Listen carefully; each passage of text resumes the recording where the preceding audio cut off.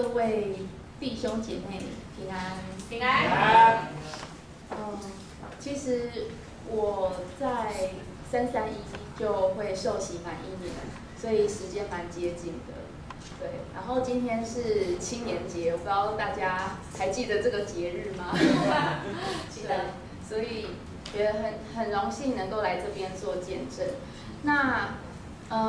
这是我在澳洲拍的，参加一个营会拍的。那我去年应该说前年的时候，我就辞去我的工作，然后到澳洲。那大家都知道最近很风行打工旅游嘛，所以我就是去澳洲打工旅游1年。但是我没有去到什么农场什么的，我都是在市区。那为什么我会一直在市区？因为我就到唐人街，因为华人嘛，就会想说去唐人街那边就比较少英文这样，然后就想说去那边走走晃晃，然后就看到了教会。那为什么会走到教会呢？就要从这个故事开始了哈。好，是往上按，往下。那大家都知道林书豪就是在2012年的时候，有神奇的7连胜嘛，所以大家就开始封林书豪，就有林来疯这个称号。那我也是，其实我就觉得说，好奇妙，这个人他，原本是大家新闻会拍他，是因为他是他的父母是台湾人嘛，然后后来都移民到美国去。那等于说他是华裔的美国人，然后在 NBA 发光发热。那我觉得很，被他吸引，是因为我觉得说怎么会有这么年轻人的？因为他比我年纪还小，可是他说出来的话是我没有办法说出来，就是非常的谦虚，然后能够把很多的他7连胜的那些功劳，就是都把它归诸在其他的队友身上。那这不仅是在 NBA 很少见，那连跟他差不多年纪的人都很难做到，那更何况我还比他年纪大，所以我觉得说很想要认识说这样子的这个弟兄为什么会有这样子的言行。那我就知道说他是基督徒，因为他总是在获胜的时候就会说荣耀归于上帝嘛，然后就说好，那我想要去认识一下。那他就来到台湾有那个布道会，那我就很想要去亲耳听听看他能够说出什么东西，为什么是有什么力量让他能够这么样的谦卑，然后能够有这样子神奇的事情。那所以呢，可是那个时候大家都知道那个票是很难拿到的，所以我是基本上应该是没有希望，可是却让我能够第一次来到教会。我第一次就是来到嘉南教会，就那时候我就想说，这是桃园就火车站嘛，应该是最大的教会，我就来问问看这样。所以我之前是没有参加过任何教会活动的人，对，所以在2012在林书豪旋风之前，我是没有踏进过教会的。那因为林书豪的缘故，然后就来问那个票，所以就开始有这个接触。好，那我不是只有来到教会，因为我那时候是真的非常的疯林书豪，所以呢，我不仅是来到教会，然后教会问不到，我还去新北市，因为他最后是在新庄体育馆有那个布道会，然后我就想说，那我就新北市的教会可以去的，我就一间一间去问。然后我就拉了我的学生，因为我原本是老师，然后他就毕业闲没事，我说他来跟我一起去，然后我就跟我学生，因为他也蛮喜欢林书豪的，然后呢，我们就到处就新北市啊，大家有看到这都是什么？又去到什么龙山寺啊，然后剥皮寮那边，就到处走到处问，然后当然就是都没有。好，那可是我就不放弃，对。然后我就想说，不管怎么样，我要坚持到最后的1分1秒。所以呢，我就想说，因为那时候布道会是9月2号，我就想说，都已经撑到9月1号了，我再去看看怎么能够，就是虽然最后可能是还是没有，但是我就是坚持到底，我就一定要去。那就很幸运啊，就在凌晨的时候，我就在 PTT， 大家都知道嘛，大家年纪虽然好啦，就是我们算是同一代的啦。好，所以呢，大家都知道有 PT 这个 BBS 嘛，然后就有人在板上面就说，我明天临时不能去了。可是那是晚上10点多的事，然后我是12点看到。那以当时林书豪这么样火红的程度，我就觉得说我可能没有希望，但是我还是觉得说就是坚持到最后一秒，那我就还是写了那封信，就去问那个人说，那你那张票送出去了没？其实我寄只是怎么讲啊，就只是寄心安的，因为就想说，反正我就是贯彻我的理念，就是要，反正我就坚持到最后一分一秒。可是这个人还真的打过来了，你知道吗？他大概凌晨1点多的时候还打来，就是后来我手机有3通未接来电，后来他是直接用那个 就是那个 PTT 的那个信箱直接寄给我说，赖小姐，请问你那张票还要吗？然后我就说，对，然后他说那我打给你为什么都不接呢？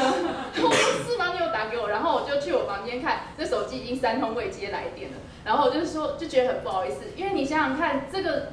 就是有一个人他竟然就是为了要给你票，然后凌晨1点都还不睡，然后还打给你，然后我就觉得超开心的，因为我终于可以去看了这样子。然后我那天我就在那个我的 Facebook 上面写说，如果这个不是奇迹，什么才是奇迹？就是在最后，对啊，就是在最后一天的凌晨，你拿到那个票。好，对，所以我就看到，对，就是他是当天给我，就9月2号的下午，他说那我们就是约在附近的那个捷运站，然后他就把那个票给我，所以我是当天的下午拿到票，然后当天的傍晚，然后就去。对，我们就去，我就去那个新庄体育馆，然后就觉得哇太好了，就满怀着那种哇我要听林书豪讲什么这样子。好，那这是下一张，就是里面的那个样子。然后我是坐在最边边最角落的地方，但他也是看得到。我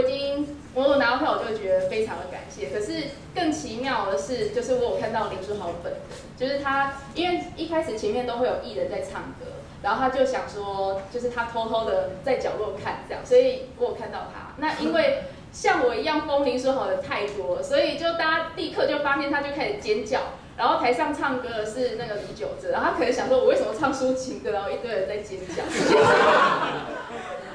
其实因为看到林书豪。对，好，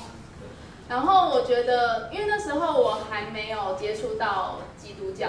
可是那天我去听林书豪布道会，真的有非常深的感动，就是说，为什么我会想要去听他的布道会？因为真的就是让我看到说他生命里面的那个光，就是这世界上是没有黑暗的。会有黑暗是因为你缺乏那个光，我觉得这个概念让我非常震撼，因为我们通常都会说，就是光亮跟黑暗就是2元对立，可是这事实上呢，这世上是没有黑暗的，是只有缺乏光的那个状态，所以就让我觉得说，能够得到这个福音是非常难的，因为就等于说你把这个光照在你的生命里面，那这一切就会开始不一样了。但是这当然是因为我现在已经受洗快1年，我深深有感觉到这个，我才会讲出来。我当时候完全只是觉得说听得很感动，因为至少是激励人心的话嘛。好，那就是知道说对，只要有那道光照进你的心里面，你的生命就会开始不同，就有这个概念。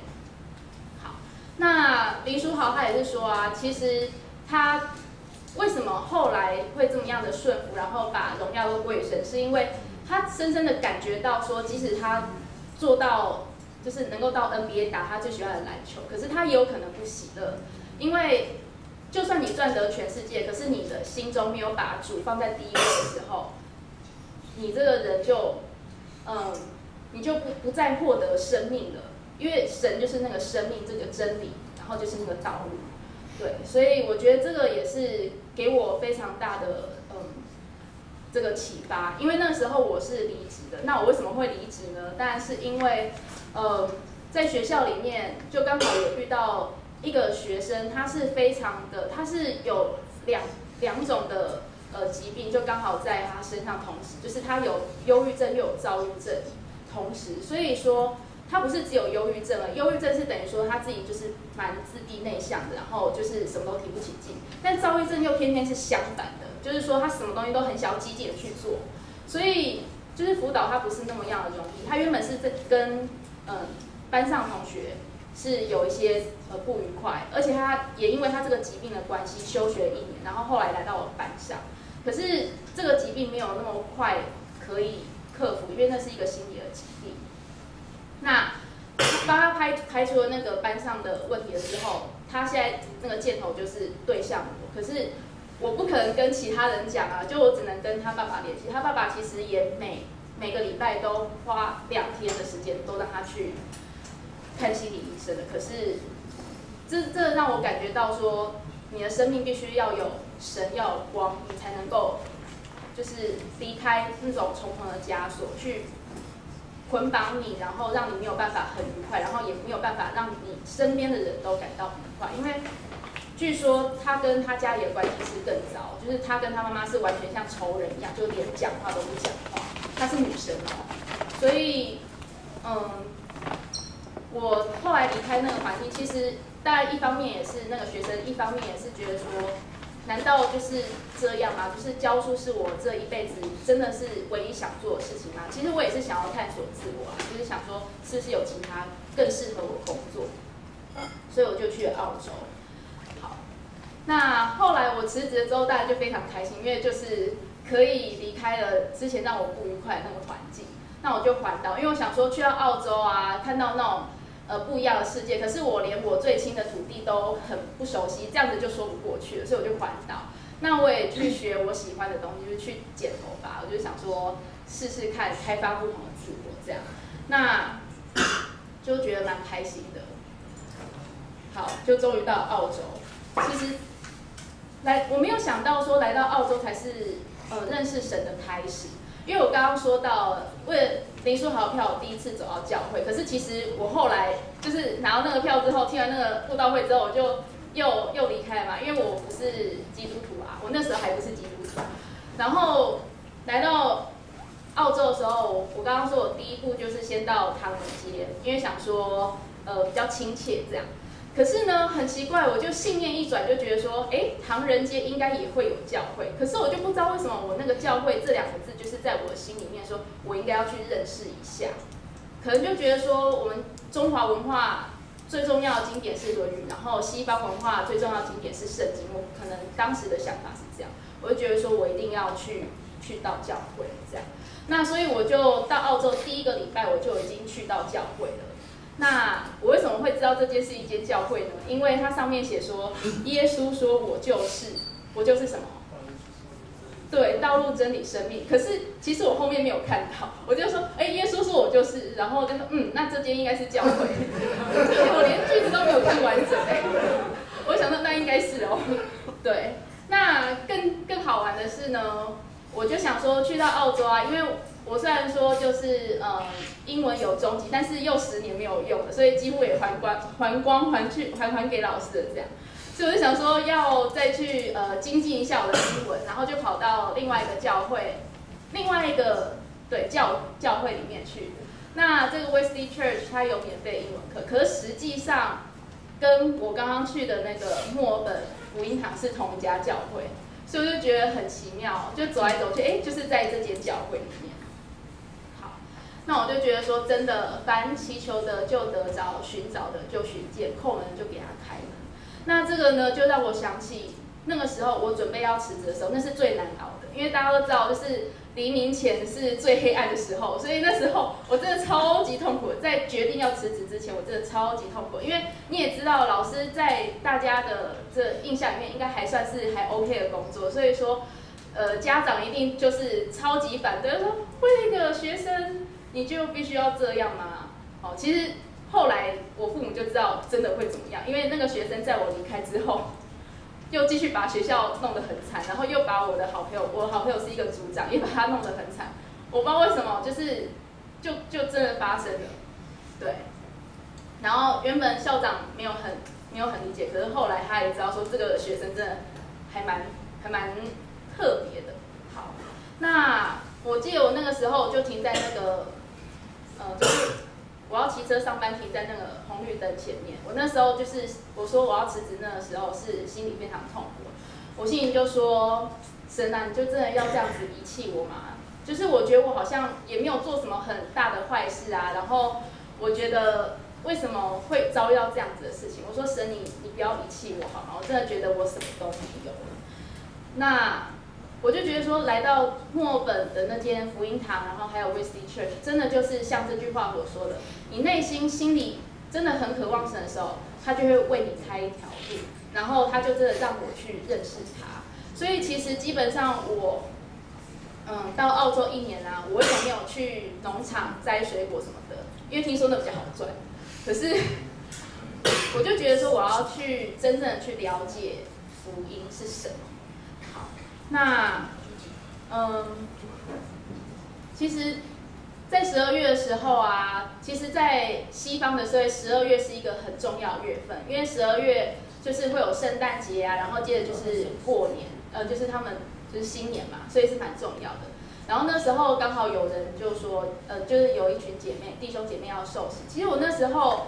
参加教会也大概2个月，我都是去查经班。那我就觉得说，他们能够受洗是非常幸福的事情，但是我没有跟别人讲，我就是放在心里，就觉得哦真好，然后就把那个照片拍下来，因为其实教会都盖得蛮漂亮嘛，我就把那个照片照下来，然后放在 Facebook 上面。那没想到就是圣诞节的时候，我们也是有那个聚会嘛。这个圣诞节是非常重要，因为是耶稣诞生的，我们是纪念耶稣诞生的那一天嘛。那没想到就是那一天，就跟我很好的姐妹，她就忽然就是牧师在前面都已经讲完了，然后就是要准备散会的时候，坐在我旁边那个姐妹叫啾啾，她就忽然握紧我的手，然后我想说做什么？然后她就说：“你愿不愿意让耶稣基督成为你生命的救主？”然后我就想说，我就说好啊。可是我不懂她为什么要这么样的慎重，就吓我一大跳这样子。因为其实在我的心里面，我早就已经承认了。因为就是刚刚前面那张照片就知道嘛。因为其实我内心已经承认他是我生命中的救主。那当然还是要口里承认嘛。除了其实我一开始是心里相信，但是口里承认、心里相信就已经算了。好 ，OK。那所以我就也有跟他们一起报佳音。那在西方，就是在澳洲那边报佳音是非常不同的经验，因为其实我以前也是合唱团的，可是合唱团我们也是唱圣歌啊什么的，可是那种感觉是不一样的。对。那我有另外一个好姐妹叫 Rebecca， 那她也是觉得蛮开心的。她就说，你要尝尝主恩的滋味，便知道他是美善，投靠他的人有福了。我觉得很感恩，就是我可以遇到，这么样有，就是像天使一样的姐妹，就是在我身边。她常常就是用神的话语来喂养我。因为那时候其实我也不懂这么多，我说真的有这么样的好吗？就是觉知跟我不讲，我心里默默相信，为什么一定要说出来呢？他说当然有很大的不同，对。那他又说，其实神为爱他的人所预备的是你眼睛未曾看见，耳朵未曾听见，人心也未曾想到过的。这个在那个时候我是完全没有办法体会的，就觉得说啊，那到底还要怎么样？可是其实我觉得在澳洲这一年当中是非常奇妙的，就是因为信靠他，然后依靠他的关系，得到了非常多我意想不到的收获。对，所以我接下来就继续讲。好，其实这个中间啊，我家人还是不断的希望我赶快回去，因为他就想说，好，你现在辞职，让你出去散散心，那你总该要回来吧？你不要再继续在那边赚那个很难赚的钱。就是你在台湾，你有一个正职，你好好的去工作，然后就是当老师，这个困难总是会过去这样。然后我就说不行，我要回来受洗。所以中间过年那一个月的时候，我是有回来台湾，可是后来又回来受洗这样。那个时候受洗的时候，其实能够感受到的，其实也没有很大，因为其实真的是要越到后面，你越能够感受到神的美跟善在哪里。我记得那时候受洗的时候是非常冷，因为澳洲跟就是北半球是相反，南半球跟北半球刚好是相反，所以那时候是非常的冷，大概只有10度，水温只有10度，所以就是我们又是全身的这样子浸，其实牧师跟师母有说，要不要就是洒一点水这样子就好，你不用全身都浸进去。可是我就那时候就觉得说，我一定要全身的浸礼，这样子才是代表说，全心的向主这样子。对，那牧师就说，我们现在已经跟主啊同死同生了，就是你要放弃你的老我，然后迎向新生。那其实真的。主为我们预备的是我们没有办法预见的事情，那包含说我现在回来大概也半年多了，我真的可以深深的感觉到说，主在我们家做的工，就是说不但把之前的一些紧张的关系化解，因为其实我爸妈还是会有点不谅解说把老师辞职这件事情，还有其实后来我才知道说他们其实也很介意我受洗成为基督徒。事情，对，因为大家知道，再过1个礼拜就是清明节嘛，那基督徒是不拿香拜拜的，对，所以我就说我没有要去拜，然后我觉得很感恩啦，就是这件事情是很委婉的化解了这样子，他们并没有说怎么样，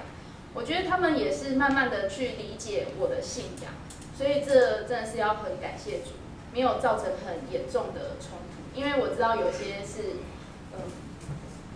有很严重的冲突，然后每次来祷告会可能都会讲这件事情，所以我觉得我已经是算很幸运的。好，那我也觉得真的在主里面，真的是得到了生命的光。怎么说呢？因为我刚刚说到，我受洗完之后，我家人又一直狂 call 啊，说：“哎，你可以回来了吧？”好，你已经受洗完，你可以回来了吧？然后其实我那个时候也是觉得好像也没有什么特别的理由，所以我就想说，好，那我就去买机票，然后去刷卡这样子。那刚刚讲到那个我的另外一个好姐妹叫吕贝卡，她就刚好在那个时候跟我约喝下午茶。其实我们是约得很弹性，我们就说这个礼拜我们可以来喝下午茶。可我就跟她说，我刚好要去一趟市区，那你要不要？你有没有空？这样，她就说我有空。那结果呢？我们就一起喝下午茶的时候，我就跟他说，我那个时候才跟他说，其实我要画机票，然后我要回台湾了这样。然后他就说，哈，怎么可能这么快？他就跟我说，他又用一句圣经的话来跟我说，他就说，其实啊，你知道吗？神啊，把你带来澳洲，并不会只是为了受洗而已，他一定是为了要给你更丰盛的生命。所以你要不要考虑跟你的父母再好好的谈一下？然后他就用他自己生命的例子告诉我，就是说他是中国大陆那边的人，然后他后来来到澳洲，然后等于说他整个创业从无到有，他才比我大1岁，可是他已经变成经理了。可是他真的是深深感受到，就是神在他生命中的恩典，所以他就给我建议这一句话，然后我就说好，那我试试看。我也是被他生命的故事感动，然后我就说好，我试试看，是冒着被父母臭骂一顿的那个风险，这样。好，那天晚上我就真的跪下来祷告，因为之前就是都是心里默默这样祷告就结束了，可是那一次我就真的跪下来祷告。可是澳洲的天气很奇怪，就是墨尔本的天气，它是晴时多云偶阵雨，它有时候会刮大风下大雨，可是下一刻又恢复正常这样。然后我记得很清楚的是，我那一天就是跪下来祷告的那个晚上，我就想要神啊，我现在要跟我爸妈讲这件事情，我想他们应该是会蛮震惊的，但是这一切都交给你了。就如果你的意思是真的要把我留在这边的话，就请你成全这件事情。对，我就跪下来祷告。然后呢，我记得那天晚上就是刮到风下大雨。然后我就说好，我要打了。然后打过去之后，你猜什么事发生了？他们就因此而改变态度吗？没有啊，他们还是把我臭骂一顿。对，那时候怎么可以说话不算话？对，就很生气。可是我觉得至少我就有学到，因为就是那时候就开始读圣经了，然后就圣经里面有说，就是用言语的辩驳是没有智慧的，也是不能够造就人的，所以我就没有用言语辩驳，我就用祷告的，就是他们说什么我就说好是对，就这样子。然后后来他们就很生气的挂掉电话了，然后我就还是再继续祷告，因为其实还没有那么样认识神的时候，你会很容易被事情的不顺会绊倒，你就会想说，怎么刚刚我都已经祷告，然后刚刚也刮到风下大雨，感觉好像很奇妙，怎么还是情况一样这样？可是我就觉得说，神应该会再帮我安排。我那时候的感觉是这样，神应该还是会再帮我安排。然后很奇妙，我就还是继续投履历嘛，然后就投到了一家是做广告的。那我竟然被聘说可以去当他们的广告编辑，这样，而且是在很高级的那个一条街上，就你看到那个门牌，它那个门牌是很精致的，就 Collins Street 是有点像精品街，它上面就是卖 Chanel 跟 LV 的那条街，然后它非常高，就是那栋楼非常高，然后我竟然可以在那种高级的上班楼里面上班，然后还有名片，你知道以前当老师是没有名片，我竟然拿到名片，然后就很开心，我就赶快把这个照下来，就给我爸妈看，说，我也找到一个像样的工作，这样，因为他们就说，除非你找到一个像样的工作，否则你就给我回来。那我就很奇妙，我就真的找到一个看起来蛮唬人的工作，那真的只能唬人用的，真的，因为其实说真的，那个就是拉广告而已，就也还好啦。但是就看起来蛮唬人，是真的，所以我爸妈就被我糊弄过去了，这样，他们就说好，你可以在这边。好，那真的在澳洲里面常常感受到一句话，就是我的恩典是够你用的，因为我的能力是在人的软弱上显得完全。其实我在澳洲一个背包客，我就是一个背包客的身份，我不是说认识了谁或跟谁约然后去澳洲，我是一个人去的。所以说，要不是有教会就是非常的照顾我，而且是遇到非常属灵的教会带领我认识神，然后呢，生活起居都不需要担心，我真的没有办法说自己那么样的坚强的在那边待完1年。对，因为其实我那年还有一个新闻就是在市区里面有一个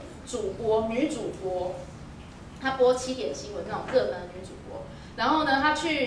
去停车场停个，就是要拿车要骑车，要开车回家的时候，然后就被歹徒刺杀。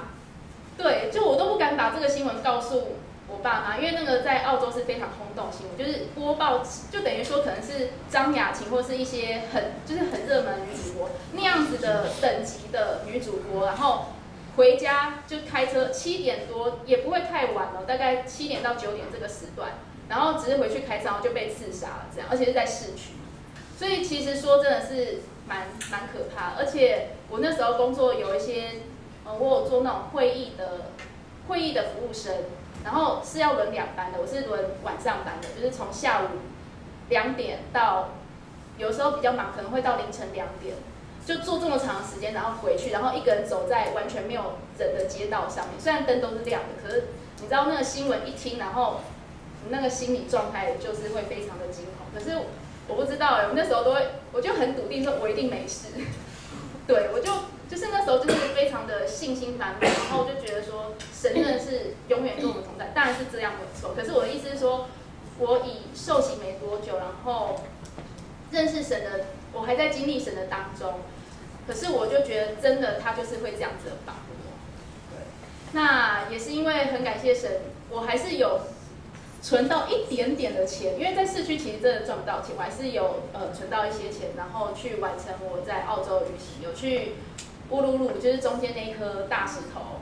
然后也有去雪梨跨年，然后也有去澳洲下面有一个爱心型的大岛，因为它比台湾大2倍，就是塔斯马尼亚，也去那边玩，对，所以我觉得还蛮感恩的。那我在那边有参加，除了我们福音堂那边的活动之外，我有参加其他的教会活动。那我的圣经2本都是别人送我的，所以我觉得非常感恩，就是神真的帮我一切都预备好了。那也参加 BSF， 其实台湾也有 BSF 这个 Bible Study Fellowship 在台北，对，所以我是在澳洲知道有 BSF， 然后回来台湾参加 BSF 这样子。好，那还有另外一个就是彩虹的故事，因为后来其实我原本到澳洲我是不打算再继续当老师的，因为你知道就是很受伤啊，很受伤就是不想提起，然后不想提起就是连碰都不要碰最好。然后可是我还是觉得说，那我到底要做什么工作呢？我不要当老师，那我要做什么工作？那有一天呢，因为我在澳洲就是换了很多工作，因为其实怎么讲啊，因为我们去那边真的就是做比较初级的工作，这样。如果你没有要当中文老师的话，你真的是做一些比较初级的工作。虽然说我也是做到我喜欢的咖啡师啊那种的工作，可是总是来来去去。那有一天就是走在路上提了2手很满的又很重的东西的时候，就下雨了。然后那个时候我在圣经里面学到一句话，就是要赞美主，不管发生什么事都是要赞美主。那原本我是想说，就祷告说，可不可以主啊，你就让那个雨停了吧，要不然我这样子很重，我还要走10几分钟才会到那个公车站牌这样。可是殊不知呢，雨却越下越大了。然后我就学到，因为我在圣经上学到的东西，我就想说一定要学以致用，这样我就想说好，我继续赞美主。然后呢，就继续赞美主的时候，很奇妙，那个乌云就飘得很快，因为我刚刚说到那个墨尔本的天气就是很疯狂嘛，所以一下子雨就停了，然后云就飘到前面去，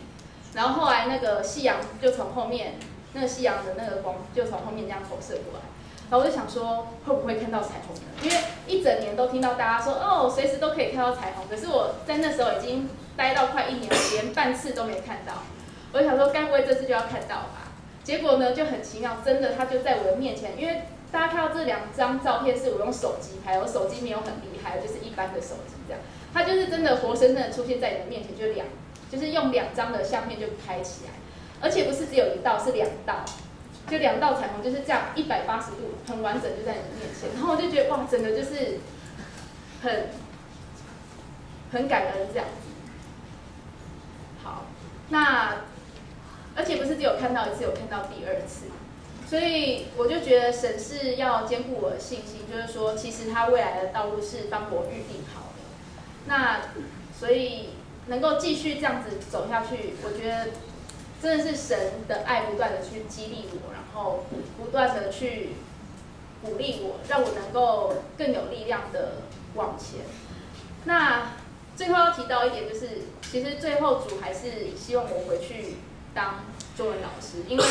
到最后我刚刚说那个工作来来去去嘛，可是最后我找到的工作是中文老师。那也很奇妙的是，我后来有一些弟兄姐妹。是不同教会的弟兄姐妹，让我知道说，其实，在澳洲可以来当那个中文老师，而且我看了之后发现，其实我所有的条件都符合，只有差在英文。所以说我目前的工作大致上就是在准备英文的考试，所以很感谢主。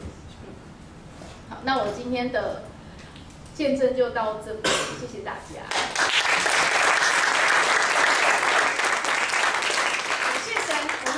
掌声是献给神的哈那个我们听到赖冠欢姐妹呢。